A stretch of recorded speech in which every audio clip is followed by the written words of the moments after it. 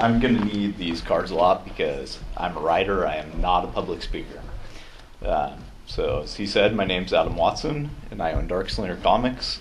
I'm also the writer of Ghost Assassin, Diary of a Dead Man, Chronicles of Von Helsing, The Pauper, The Principalities, and El Bovine Muerte, as well as several other titles that will be coming out soon. The most common question I get asked when I'm exhibiting at comic conventions is how to do what I'm doing.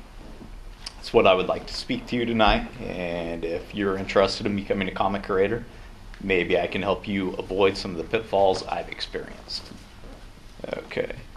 If you're interested in becoming a comic creator, the first thing you have to do is decide what type of creator you want to be. Do you want to be a writer, an artist, an inker, a letterer, or do you think you can do it all? Do you want to be self-published, do creator-owned through an established publisher, or maybe you just want to work on some pre-established characters? You can save yourself a lot of time and headaches if you clearly define your goals at an early stage. When I first started out, I did not have my goals clearly established, and that cost me several years that could have been better spent working on my own characters and further establishing Darkslinger Comics. I've known for most of my life that I wanted to work in comics, but it wasn't until 2001 that I would begin to comprehend the exact career that I would end up pursuing. From a young age, I wanted to be an illustrator. Some of my earliest memories are of drawing Cobra soldiers killing G.I. Joes.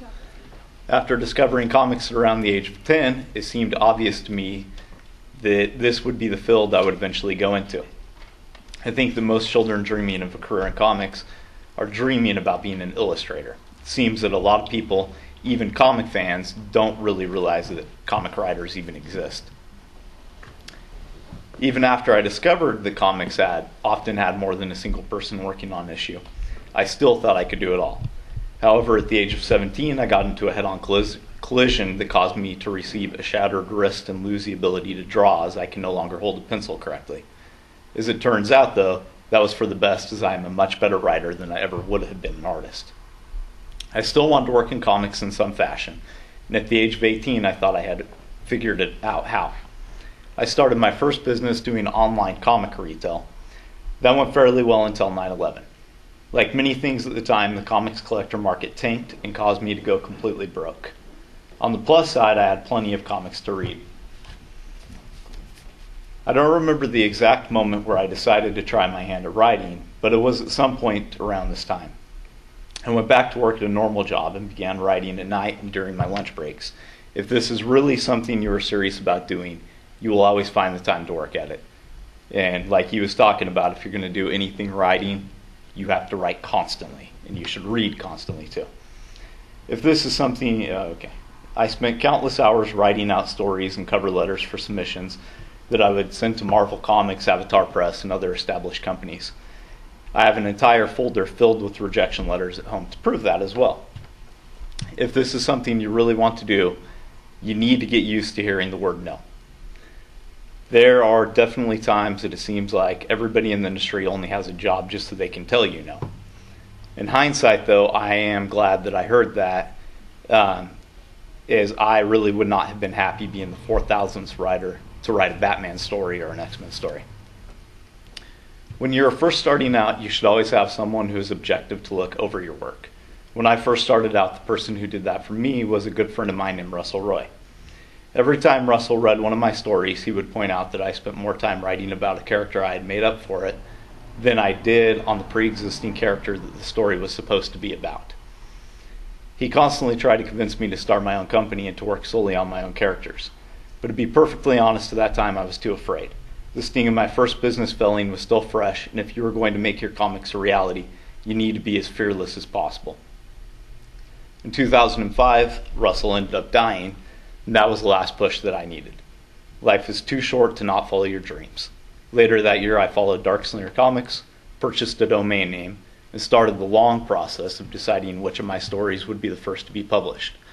In February 2006, we published the first chapter of Ghost Assassin as a 12-page one-shot. The second most asked question I get at conventions from aspiring creators is how much does it cost to produce something that looks like that? To be honest, I can't answer that exactly, as I would have to divulge what I pay my artists what my printing fees are that I've negotiated with printers, et cetera, et cetera.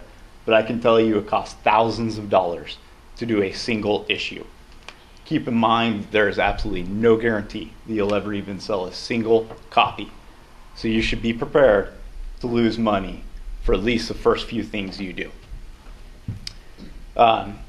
You can cut some of your costs if you get pre-orders, but do not solicit your product too early. Is if you make people pay for something and they have to wait a year or two to get a product, they're not going to like you very much. Unfortunately, that is a mistake we have made in the past. Before you really begin, you should figure out the specs of your project, or at least have an idea in your head of where you are going. Is this going to be an ongoing story, a mini-series, an 80-page graphic novel, or maybe a weekly updated webcomic? That one right there is, in fact, a weekly updated webcomic. I made the mistake of not knowing where I was going with Ghost Assassin when I released the first issue. In contrast, I had a very good idea where I wanted Chronicles of Von Helsing to go, and have managed to produce almost twice the amount of issues in the series in a much shorter amount of time. In my opinion, one of the greatest skills you can have if you're going to publish your own comics is the ability to do basic math. If the thought of working with numbers makes you queasy, then you should seek out someone to help you before you start your first project. In order to be successful, you will need to be able to set budgets for your projects, as well as estimating your costs for conventions you may plan on attending, gas costs to get to signings, marketing budgets, etc. Make sure you always keep accurate records. There is absolutely no way to know if you are becoming successful or not if you don't know what you've gained or lost. The third most frequently asked question I get is from writers specifically, and it is, how do you find an artist to work with? The good news is that the internet has made this a much easier process than it would have been in the past.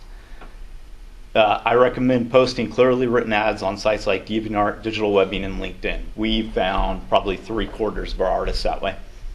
You also may be able to successfully network at conventions, but don't pester anyone. If you start to annoy creators at the show, especially me, it will get around and no one wants to be that guy or girl. After teaming with an artist, the steps will vary depending on what you intend to do with your project. You may need to hire additional creatives, such as an inker, colorist, and letterer. If you're going the print route, you want to shop your project around. Do not make the mistake of talking to only one printing company. Learn printing terminology if you can, as knowing the proper language will save you a lot of headaches. A good printer will help you out in whatever ways they can, but remember, their job is a printing part. Yours is to make sure they receive the files formatted correctly the first time. Most printers will charge you a fee, and looks like I'm already up, if it's not formatted correctly. If you want to see more of our books, go to darkslinger.com. Thanks. Awesome. Thank you.